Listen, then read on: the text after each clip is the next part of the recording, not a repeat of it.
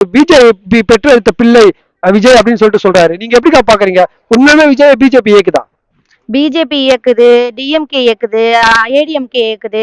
இன்னும் எத்தனை பேர் தான் இயக்குறாங்கன்னு சொல்றாங்கன்னு பாப்போம்னா, இன்னும் 3 மந்த், வெறும் 3 மந்த்ல ரிசல்ட் தெரியும். யார் இயக்குறா, யார் இயக்குறான்றது தெரியும். நீங்க வந்து விஜய் வந்ததுல இருந்தே நீங்க எல்லாரும் அவர் என்ன சொல்றது, நடிகர்ல இருந்து வந்திருக்காரு. இப்ப விஜய்க்கு நடிகர் தான். நம்மளுக்கு சீமான் எதுல இருந்து வந்திருக்காரு, நடிகர் தான். ஆனா சாட்டை முருகன் அவர் ஆட்ல நாங்க கட்சியில இருக்கோம், தளபதியோட ரசிகை. இப்ப கட்சியில இருக்கோம், கட்சியில இருக்கிறனால நாங்க மரியாதையா கொடுக்குறோம், மரியாதையா பேசுறோம். மரியாதை இல்லாம நாங்க பேசுறதே கிடையாது. எங்களை தளபதி அப்படிதான் வழி நடத்துறாரு. ஆனா நீங்க மரியாதை இல்லாம என்னென்ன பேசணுமோ எல்லாம் பேசிக்கிட்டே இருக்கீங்க. திருமாவளர் இன்னைக்கு சொல்றாரு, திருமாவளர் என்ன பண்ணாருன்னு எல்லாத்துக்கும் தெரியும். அவர் யாருக்கு கூட கூட்டணியில, ரகசிய கூட்டணியில இருக்காருன்றது எல்லாத்துக்கும் தெரியும். எல்லாத்தையும் வெளிச்சம் போட்டு நம்ம காமிச்சுக்கிட்டே இருக்க முடியாது. நான் 3 மந்த், அந்த 3 மந்த்ல ரிசல்ட் தெரியும். அப்ப நாங்க அதுக்காண்டி நாங்க பொறுமையா இருக்கோம். எங்க தளபதி சொல்ற வார்த்தைக்காண்டி நாங்க பொறுமையா இருக்கோம். இது ஒரு கட்சியே இல்லைன்னு சொல்லிட்டு சரத்குமார், நான் ஒரு கட்சியை மதிக்கல. சரத்குமாருக்கு ஈகோனா? அவரு வெளியே போனாலே பல லட்சம் பேரு கிரௌடு வருமாமே. எப்ப வெளியே வர சொல்லுங்க. எங்க தளபதி நாங்க வெளியே வர சொல்றோம், அவர் ஒரு செகண்ட் வெளியே வர சொல்லுங்க.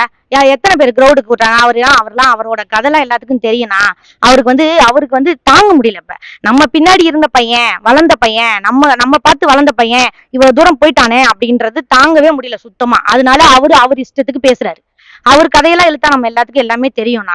நாங்க யாரையும் பகைச்சிக்கணும், யாரையும் இது பண்ணணும்னா நாங்க நினைக்கல. எல்லாரும் ஒத்துமையா இருக்கணும், எல்லாருமே ஒத்துமையா இருக்கணும். ஜாதி பாகுபாடு பார்க்க கூடாதுன்னு தான் சொல்லியிருக்கோம். கருணாஸ்லாம் ஓப்பனா ஜாதியை சொல்லி பேசுவாரு. நாங்க ஜாதியே இல்லைன்னு சொல்லிக்கிட்டு இருக்கோம், அவர் ஜாதியை பத்தி பேசுறாரு.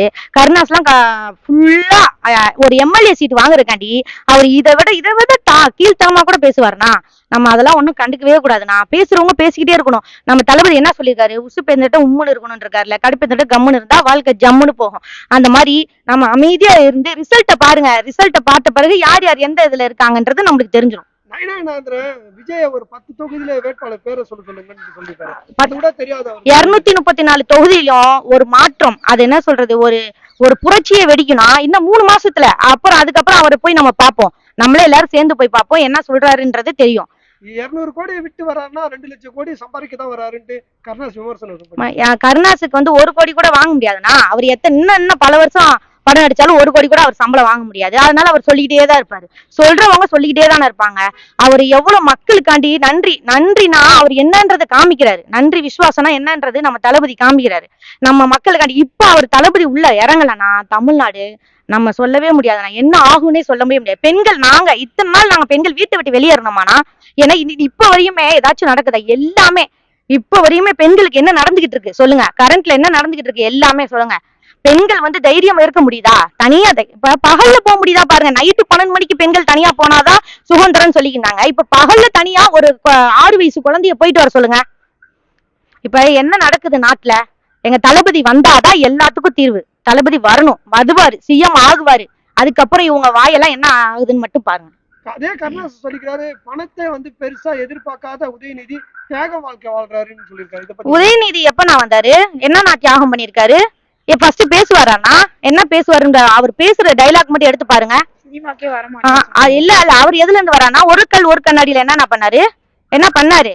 இவங்க பேசுறவங்க பேசிக்கிட்டே தான் இருப்பாங்க. உதயநிதி இப்ப நம்ம கருணாநிதி சார் வேணா நம்ம அரசியல்வாதின்னு, அவர் பெரிய லிஜெண்ட். கருணாநிதி சார் டிஎம்கேல அவரு பெரிய லிஜெண்ட். அவரு ஜெயலலிதா அம்மா எல்லாருமே ஓகே. உதயநிதி அவங்க பேரன்றதை தவிர அவருக்கு என்ன அட்டாச்சி இருக்கு சொல்லுங்க? பேரன்ற தவிர என்ன பண்ணாரு? இந்த 1 இயர்ல அவரு சிஎம் ஆயிருக்க, துணை முதலமைச்சர் ஆயிருக்காருன்னா என்ன பண்ணாரு சொல்லுங்க? எங்க தளபதி சாரு இது டிவிகேல வர்றதுக்கு முன்னாடி மக்கள் இயக்கம் இயக்கி பல பேர்த்த வாழ வச்சிருக்காரு, பல பேர்த்த முன்னேற வச்சிருக்காரு. மக்கள் இயக்கத்துல எத்தனை பேர் முன்னேறி இருக்காங்க, எத்தனை பேருக்கு என்ன பண்ணிருக்கோன்றத நீங்க எதுலயும் மீடியால எடுத்து பாருங்க, நியூஸ்ல எடுத்து பாருங்க. நாங்க என்னென்ன பண்ணோம் எல்லாம் பண்றோம் நியூஸ்ல எடுத்து பாருங்க. எல்லாத்தையும் பாருங்க, பாத்துட்டு பேசுங்க. பேசுறவங்க பேசிக்கிட்டே இருப்பீங்க. என்ன நடக்குதோ நடக்கட்டும். 2026 சிஎம் தளபதி தான்.